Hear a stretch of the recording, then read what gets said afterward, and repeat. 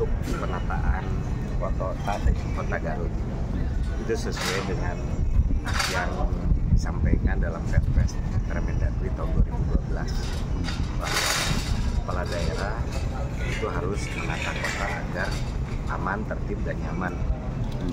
Oleh karena itu kita mencoba melakukan relokasi, dan relokasi kita itu masih sementara tempatnya. Nah, nanti agar ke depan mulai dipikirkan bagaimana relokasi yang menetap permanen.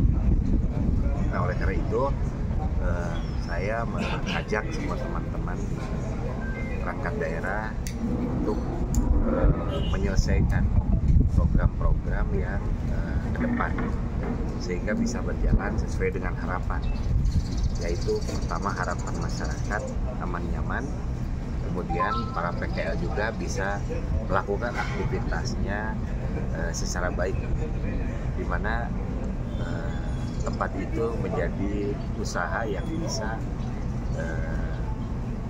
menyelesaikan problem kehidupannya, yaitu kebutuhan untuk hidupnya, kira-kira seperti itu. Pak, untuk yang sementara ini di Pasar Baru jadinya, Pak? Ya, yang pertama ini kenapa di Pasar Baru itu sudah ada kajian-kajian baik dari pemerintah, tokoh, dan juga para PKL. Sebaiknya tidak mengaktifkan PKL. Ya, sekarang gedung PKL itu sudah digunakan untuk kegiatan lainnya. Nah, kemudian juga ya memang harus ada kematangan di dalam perencanaan. PKL itu sebetulnya tidak mengharapkan gedung. Sebetulnya bagaimana mereka itu berjualan dan laku gitu. Nah, kalau di gedung itu mungkin yang bawah aja atau yang depan yang laku, tapi yang di dalam tidak laku. Nah, sekarang juga ternyata saya tadi ngobrol dengan PKL yang lama, justru mereka itu ada yang senang dengan hadirnya PKL dari Ahmad Yani. Otomatis akan tersentral dagangan di situ. Yang tadinya sepi pengunjung, nanti itu insya Allah menurut mereka itu akan ramai lah kira-kira. Dari sisi kapasitas memenuhi itu, Pak, bro? Ya, kapasitas namanya sementara, tentu belum memadai secara baik. Nah, itu juga tapi kita sudah mengatur lahan segitu, kuotanya segitu. Nah, kalau untuk berdagang ya bisa-bisa saja, walaupun belum bisa memenuhi standar yang menurut saya seharusnya. Jumlah keseluruhan berapa? Jumlah keseluruhan nanti bisa ditanyakan, 314 kalau tidak salah. Pak, nanti untuk yang permanen sendiri sudah direncanakan di mana tempatnya? Nah, ini jadi sedang dikaji. Kita punya lahan jauh, apakah mau nggak? Jangan sampai nanti dibangun tapi nanti tidak mau dipakai, kira-kira. Jadi kita ingin melibatkan juga para pedagang. Jadi apa dan bagaimana, sehingga kalau mereka ikut serta dalam perencanaan, mereka akan bertanggung jawab apabila dijauhkan, apabila didekatkan. Kan kalau di tengah kota kan sudah tidak ada lahan yang luas, otomatis harus bergeser gitu. Kira-kira di mana? Nah, ini kita sedang melihat kira-kira yang tidak jauh dari kota, tapi menurut saya representatif secara keluasnya dulu. Nah, nanti menampung kira-kira yang kena relokasi yang sangat kredit untuk tetap berdagang di situ. Bapak sudah melihat di mana, Pak? Ya, ada beberapa yang ditawarkan, tapi saya akan ini. Nah, itu kita kaji aja dulu di mana. Mungkin nanti ada satu kawasan yang bisa memenuhi dari standar PKL itu sendiri. Pak, tadi Pak ada harapan dari PKL sendiri, Pak, terkait Ahmad Yani yang nggak dipergunakan untuk parkir, Pak. Gimana, Pak? Jadi yang pertama kita juga ingin menata kawasan itu menjadi kawasan bebas ya. Nah, nanti kita lihat apa dan bagaimana. Tentu apabila nanti digunakan parkir luas mana saja, sehingga tidak seluruh luas parkir di situ digunakan untuk parkir.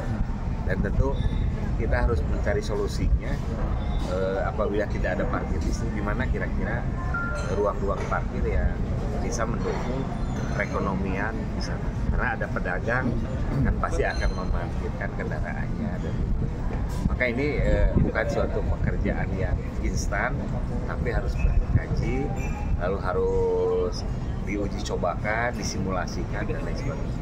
Pak, tadi Pak ada penataan apa selanjutnya, penataan selanjutnya ini Pak, ada penataan apa lagi Pak, investasi?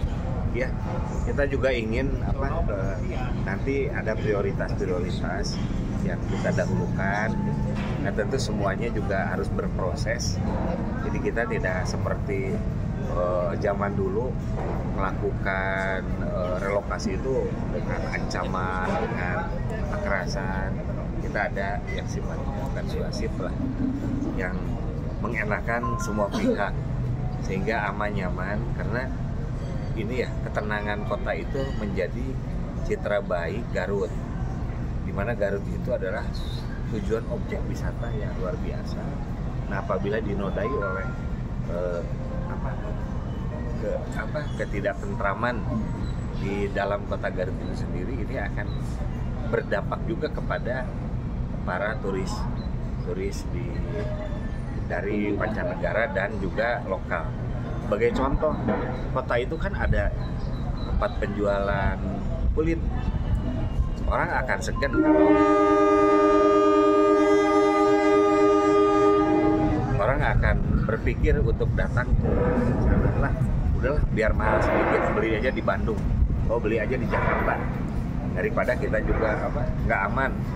Nah, termasuk nanti parkir itu jangan sampai ada parkir yang palak parkir dan lain sebagainya. Jadi kita harus menyamankan semua pihak. Satu lagi Pak, Garut kapan Pak uji coba makan gratis?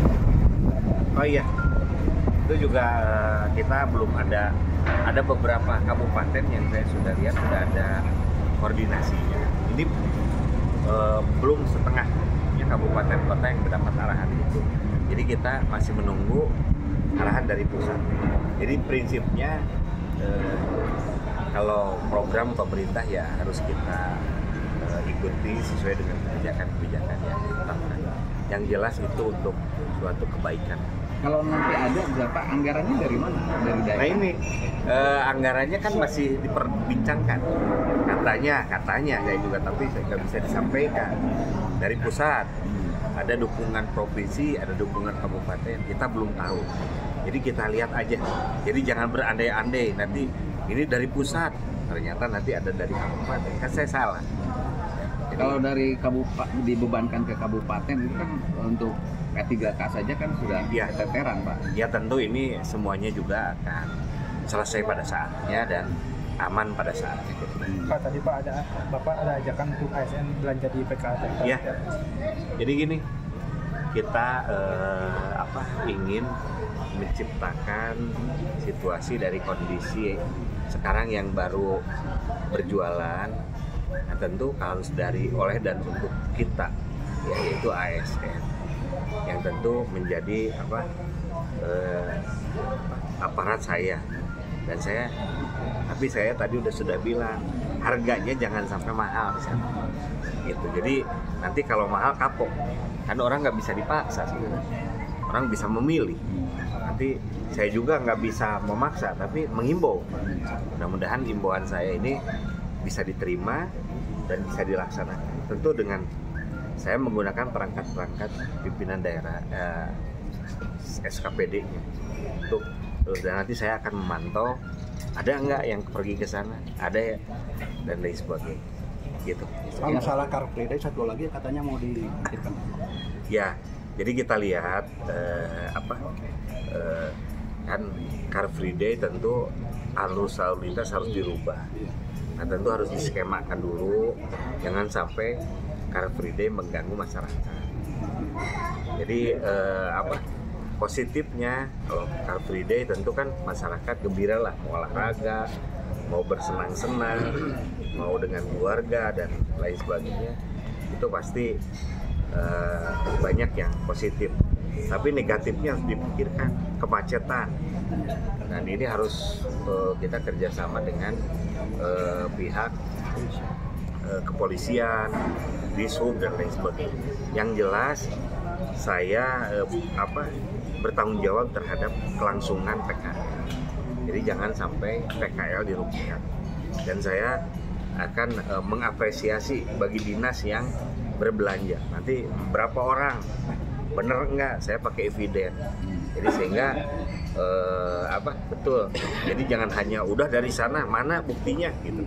Nanti kira-kira Pak dibuat edaran untuk berbelanja, tentu dengan melampirkan eviden bahwa dia itu betul berbelanja di tempat PKL yang tadi di relokasi. Pak, kalau Car Free Day yang sudah berjalan sekarang ini kan di Ibrahim Aji, apa itu mau dilegalkan atau gimana Pak?